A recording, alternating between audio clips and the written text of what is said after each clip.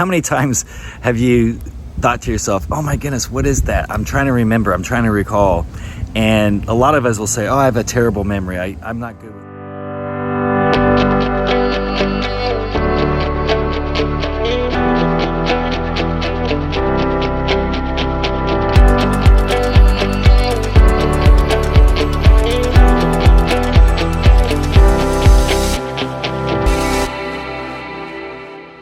The intention for the week is, oh yeah, that's right.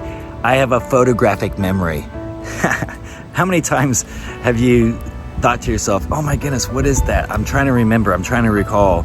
And a lot of us will say, oh, I have a terrible memory. I'm not good with names. And there's a reason for that I've discovered. When I was in second grade, had a traumatic situation happen, and I was trying to recall the names. And I had a photographic memory all the way up till second grade. And then from that point on, I believed that I had a terrible memory.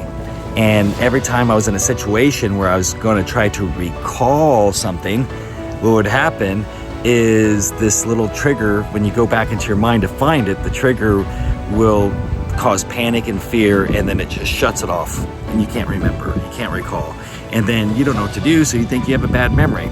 But in actuality, we all have a photographic memory. Everyone does. If it's important, you should write it down.